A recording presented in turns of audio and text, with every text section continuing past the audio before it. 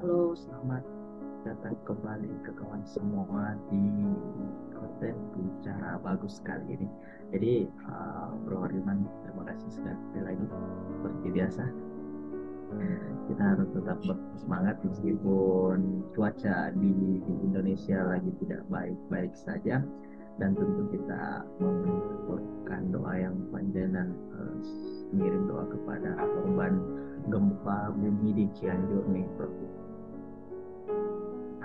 Nah, selain itu baru-baru ini kita mendapatkan kabar ya yang sebenarnya dari beberapa waktu lalu sebenarnya tidak menyenangkan.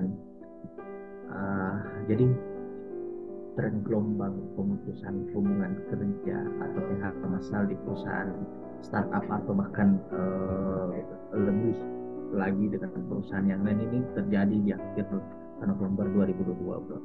Nah, termasuk juga di Indonesia, sejumlah perusahaan besar dari perusahaan rintisan teknologi juga melakukan pemotongan jumlah karyawan tahun ini. Nah, pekan lalu, mungkin pekan lalu atau 10 hari yang lalu sekitar itu, Gotoh atau holding dari company Gojek dan Tokopedia akan memangkas karyawannya 1.300 pegawai atau sebesar 12% dari total karyawan mereka. Juru bicara Gotoh Audrey Petrini mengatakan perusahaan harus mengambil keputusan sulit di tengah kondisi perlambatan makroekonomi. Langkah serupa ditempuh ruang guru.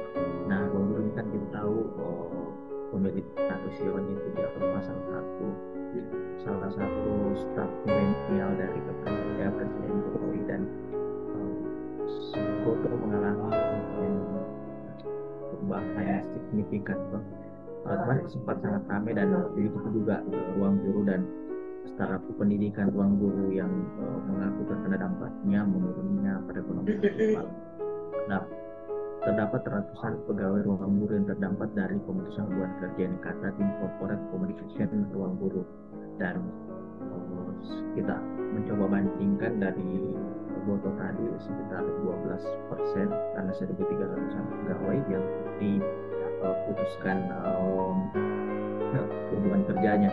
Nah, kalau kita lihat juga Shopee juga mengumumkan keputusan untuk mengakhiri hubungan kerja dengan karyawannya di Indonesia pada pertengahan September yang lalu. Namun jumlahnya tidak disebutkan. Tapi kalau kita lihat beberapa perusahaan yang startup melakukan PHK di sepanjang 2020 itu ada Goto itu sebesar 12% atau sebanyak 1.300 karyawan, Coinworks 8% atau sebanyak 70 karyawan, Binar Academy 20%, Sendit 5%, Senius 20% atau sebanyak 200 karyawan, Aja 33% atau sebanyak 200 karyawan. Si Cepat 0,60% atau sebanyak 366% dan ini menjadi terus menjadi apa lagi namanya menjadi tren ya, dan tren ini memberikan dampak yang buruk pastinya. Di sisi lain juga usaha yang saya lihat sebenarnya cukup perkembangannya itu yaitu penjualan mobil bekas seperti Carson itu ternyata melakukan PHK juga dengan alasan untuk melakukan efisiensi. Platform jual beli mobil bekas itu belum menyampaikan berapa banyak ya terkait PHK, namun mereka sudah melakukan persiapan untuk meneruskan hubungan kerja dengan karyawannya. Nah, perangkat perangkat dari sana kita lihat di kondisi global gitu ya, kita bahas tentang resesi yang kita dalam hidup sehari-hari gitu. Apakah ini menjadi dampak dari kondisi yang sangat-sangat mengagetkan dunia bahwa resesi itu benar-benar datang atau gimana tuh? Ya, jadi kalau melihat ini ya, jadi kalau saya sih gimana ya, karena dalam hal ini sih sebenarnya kan perusahaan-perusahaan startup ini terlepas dari dia startup ataupun tidak, sebenarnya semuanya mengalami perlambatan ekonomi ya, karena mungkin dirasakan juga sama teman-teman sekalian bahwa perlambatan ekonomi, percaya atau tidak percaya, itu sementara akan tetap terjadi. Jadi mungkin dari antisipasi dari awalnya kenapa mungkin BBM sudah naik, terus ada juga hal-hal lain. Kalau kemarin sih melihat dari kebijakan yang mungkin akan dikeluarkan pemerintah terkait untuk bagaimana caranya supaya dipacu kembali terkait dengan pengusaha-pengusaha yang ini mungkin dengan diberikan kemudahan terkait dengan perpajakan dan lain-lainnya, pengurusan hal-hal lainnya, kan itu sebenarnya untuk merangsang pertumbuhan ekonomi kembali. Tapi kan mungkin bisa dilihat juga bahwa impact langsung dari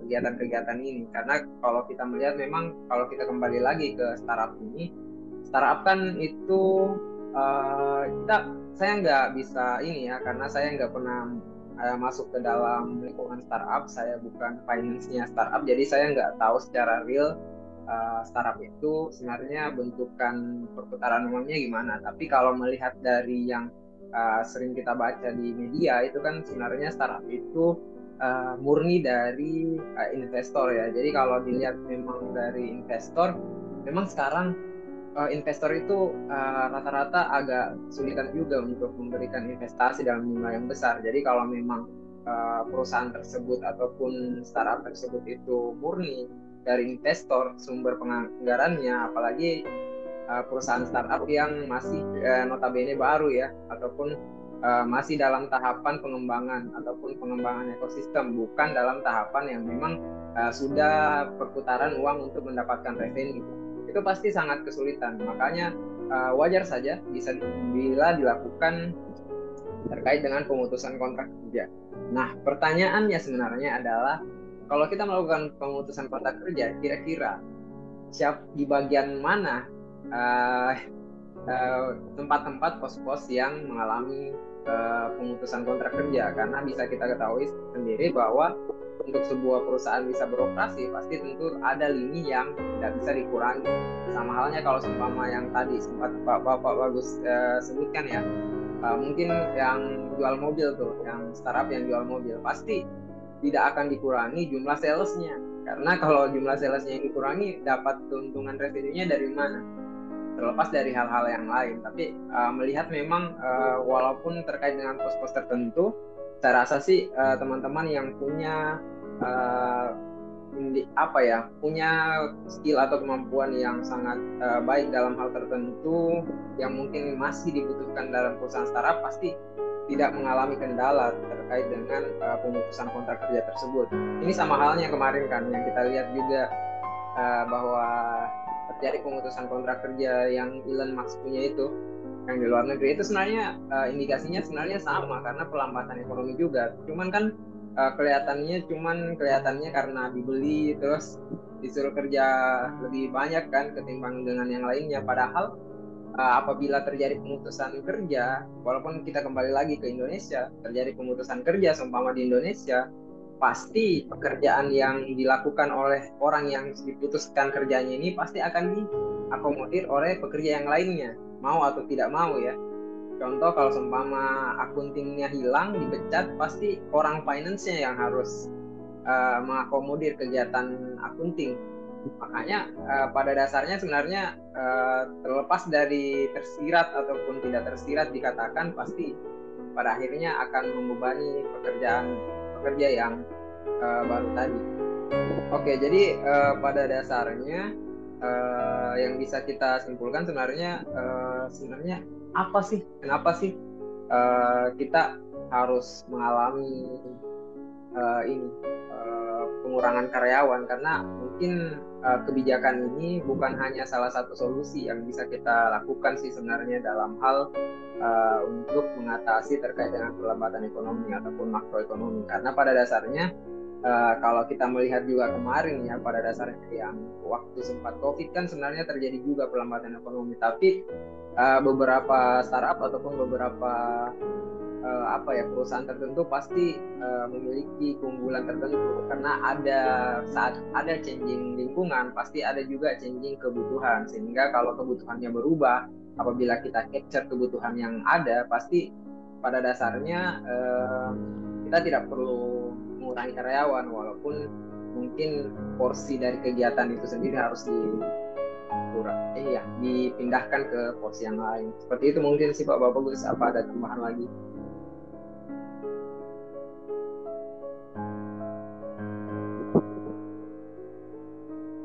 Ya, jadi kalau memang pemutusan hubungan kerja ini tidak harus dilakukan, memang mungkin ya kalau pada laporan keuangan, mungkin apakah tenaga kerja itu menjadi salah satu pengeluaran paling tinggi ya atau enggak. Tapi memang kalau kita lihat ya kembali ke data, kalau kita lihat, tadi kan itu data Indonesia, kalau kita lihat di data dunia itu, menurut data FPL itu jumlah karyawan startup di Dewan September mencapai 104.791 orang sejak Januari sampai 9 November 2022. Dan yang paling teranyar kan adalah selain data di Indonesia yang go ke 1.300 orang itu ya tentu Twitter setelah diambil alih si Elon Musk itu kan memang 3.700 karyawannya memang setelah ini keluar, selain karena Demand. Ya demand. Bahkan ya. terakhir saya lihat itu bro, pada saat kan Twitter itu punya podcast lah gitu, yang menjadi semacam wawancara di sana itu adalah CFO dengan CEO-nya di podcast live yang dilakukan bersama dengan Elon sebagai apalagi namanya narasumber baru itu langsung dipecat di situ, di podcast itu juga. Di podcastnya bro, ngeri kali ya. Ya, nah dengan demikian memang menurut Layot.io jumlah karyawan secara dunia yang melakukan mencapai sebanyak itu, dan 59,7% dibanding sebanyak orang lain yang sebanyak 15.000 orang. Ya secara terdapat 9.000 karyawan startup untuk PHK pada kuartal 1 2019 yang meningkat menjadi sebanyak 38.000 orang pada kuartal 2 2020. Dan kemudian pada 34.000 karyawan startup juga terkena pemecatan pada kuartal 3 2020, jumlahnya lalu menurun menjadi 21.000 orang pada 9 November sampai 9 November 2022. Dan kalau kita lihat sih 8 startup dengan PHK terbesar di dunia itu per 9 November data yang bulan ini itu ada Getir 4.400-an, Twitter 3.700, Better 3.000, Peloton 2.800, Carvana 2.500, Bijus itu 2.500, Crypto.com itu 2.000, GoUp ini 1.500. Jadi tren terkait perusahaan startup atau teknologi, perusahaan perusahaan kripto ini juga ternyata banyak berdampak juga nih bro. Kalau Bro Wardiman masih main kripto, hati-hati nih. Iya sih, kalau melihat memang. Jadi kalau lihat memang pasar kripto kan sekarang agak ini ya, agak meragukan sih, karena kalau melihat memang terlepas dari harga Bitcoin yang tidak kembali ke fase yang volatile yang kemarin ya, jadi masih berada di bawah rata-rata ya. Jadi Bitcoin yang nggak pernah naik-naik lagi, jadi nggak bakalan sampai ke moon kayaknya, jadi nggak bakalan sampai ke bulan. Tapi terus ada juga yang beberapa kejadian setelahnya yang permasalahan yang langsung hilang, jadi tokennya langsung hilang, drop, jatuh, nol, nilainya menjadi hampir nol. Itu juga sangat membuat orang semakin tidak percaya sama kejatuhan dari beberapa penyedia kripto besar seperti FTX yang kemarin ya, yang sempat mungkin diberitakan dan sempat viral juga. Itu kan sebenarnya kejatuhan itu membuat orang berpikiran bahwa ini nggak safe. Padahal orang itu investasi. Kenapa investasi? Karena walaupun dia tahu resiko yang ada, tapi paling tidak dia pahamnya itu bahwa investasi itu safe. Jadi investasi itu aman setidaknya.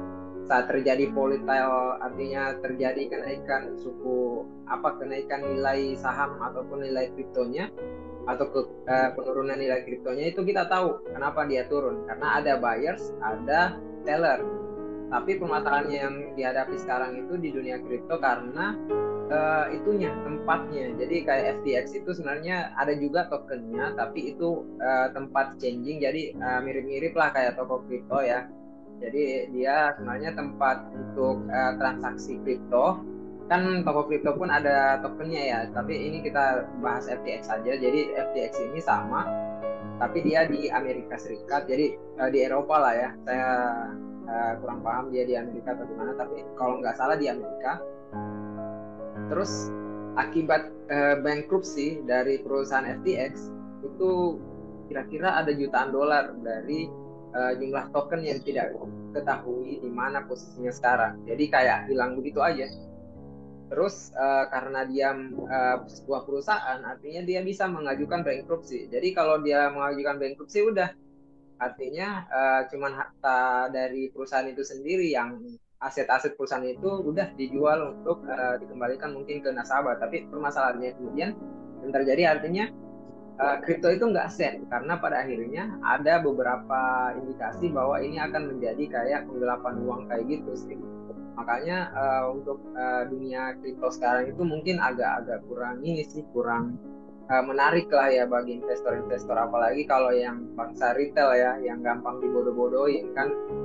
Lu keluarin 10.000 mungkin nggak kerasa, tapi 10 juta orang keluarin uang 10.000 kan banyak juga Pak. Diambil sama yang pemodal banyak terus dijualin ke lu kan sama aja Pak.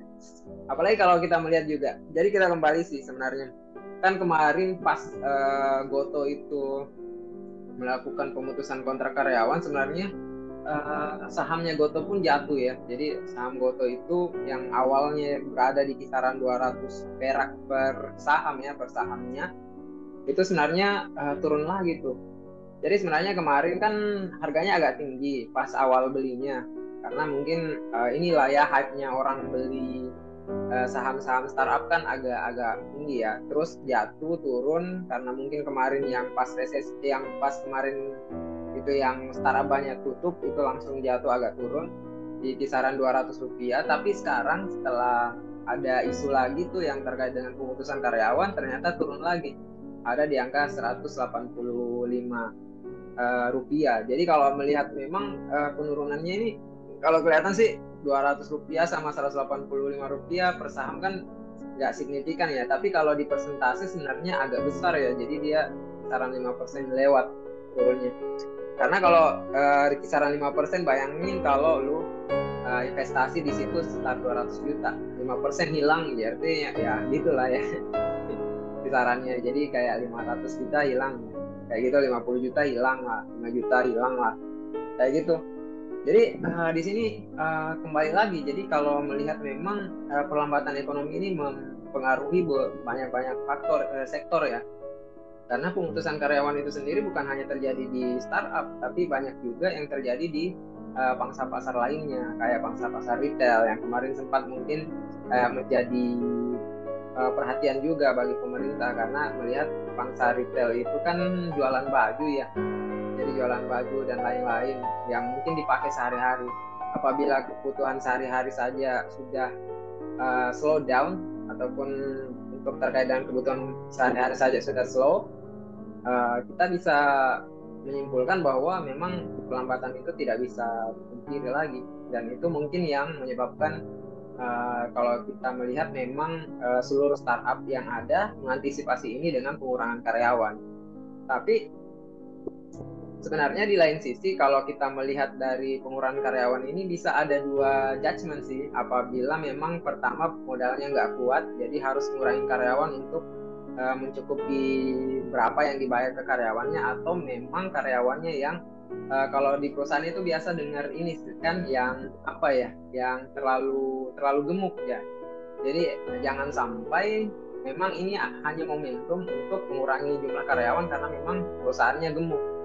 Apalagi kalau startup kan itu masih mencari pola ya, jadi cari pola A, pola B, pola C, pola D. Jadi dia terus berinovasi sampai hingga perusahaan itu mungkin bisa dibilang settle. Tapi sebelum settle itu pasti ada perubahan-perubahan tertentu di dalam dinamikanya, sehingga mungkin ini dijadikan momentum juga untuk mengurangi karyawan dengan alasan yang jelas bahwa akan ada penurunan perekonomian dengan antisipasi itu, padahal sebenarnya memang ingin mengurangi jumlah karyawan karena terlalu produktif.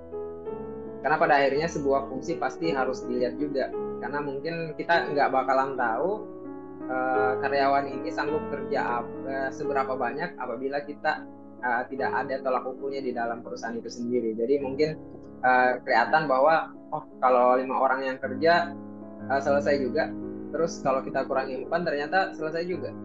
Terus ngapain kita gaji 5 kalau bisa gaji 4? Kan kayak gitu. Mungkin kayak gitu sih Pak Paulus. Ada lagi tambahan lain? Ya, itu yang dilakukan oleh Elon Musk mungkin ya. Jadi setelah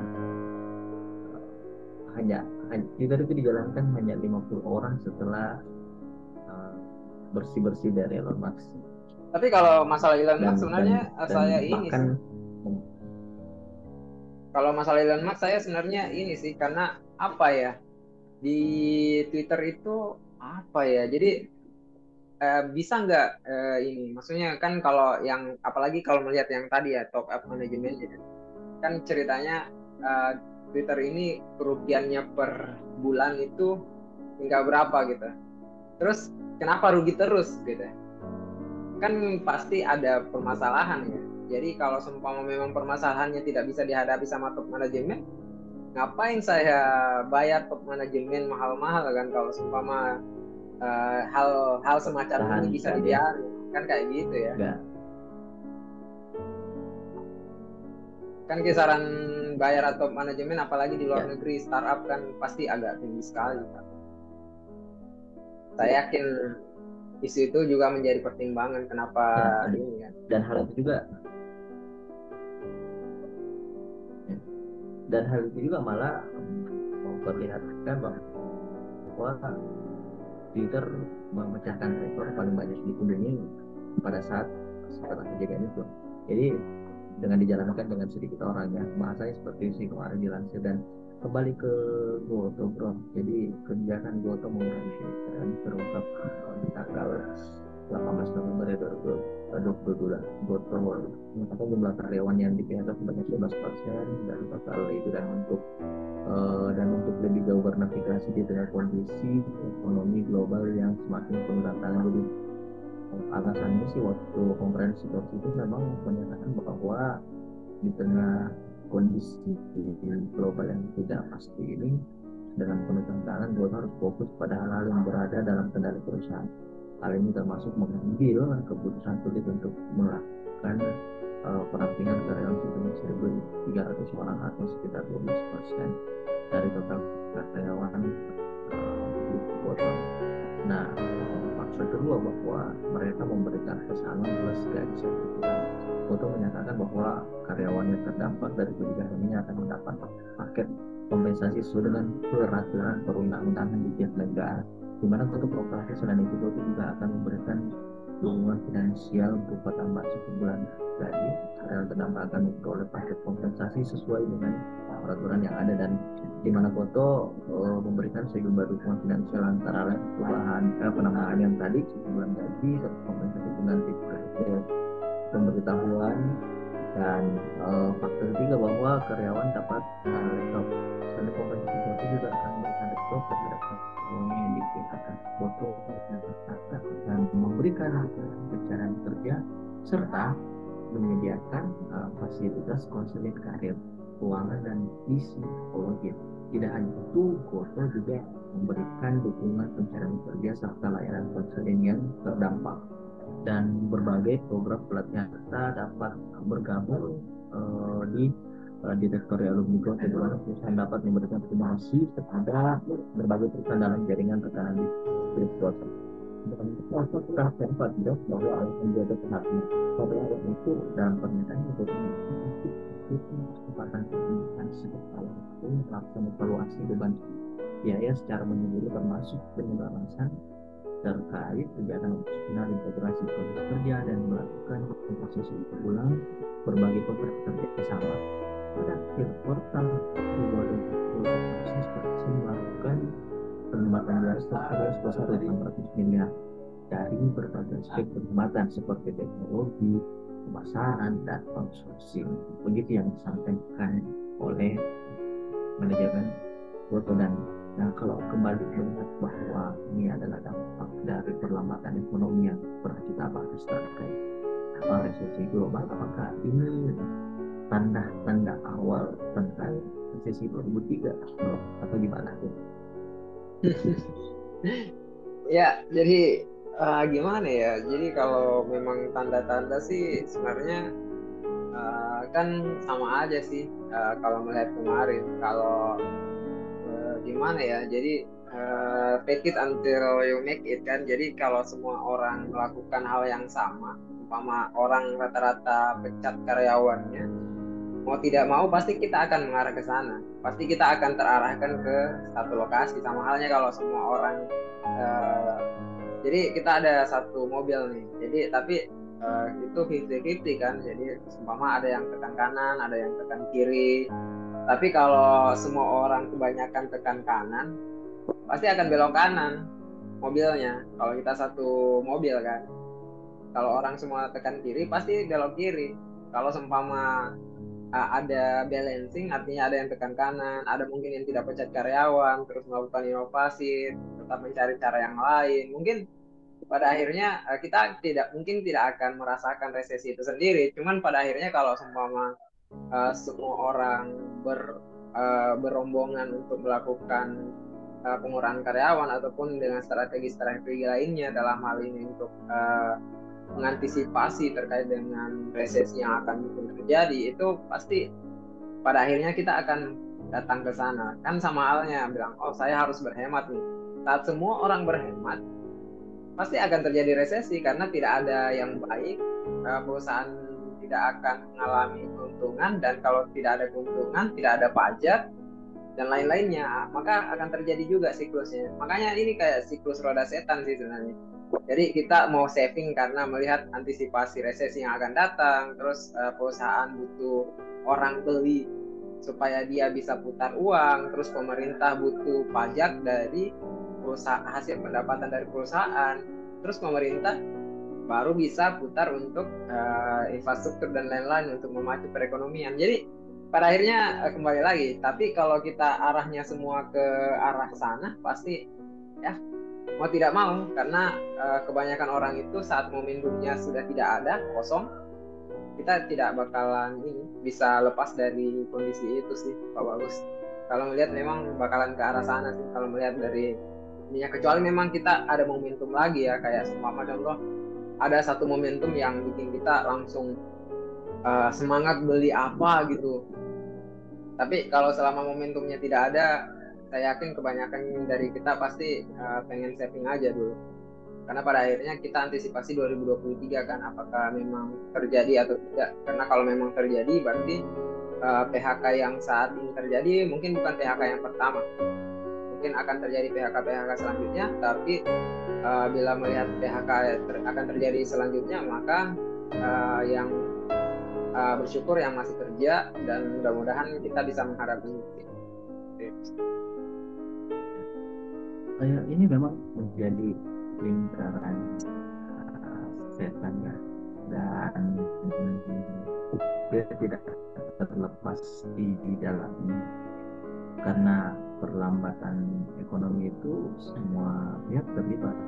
Jadi salah satu syarat untuk represikan adalah tingginya pengangguran dan juga pemecatan kerja. Bukan ada sesuatu yang langsung terjadi dari orang yang bisa jadi ekonomi pengangguran, dan ini bisa berkepanjang dengan represikan ini tadi. Makanya semoga orang-orang yang kita segera melakukan supaya terhindar dari hal-hal yang tidak kita inginkan. Mungkin seperti itu bro, diskusi kita terkait PHK karyawan.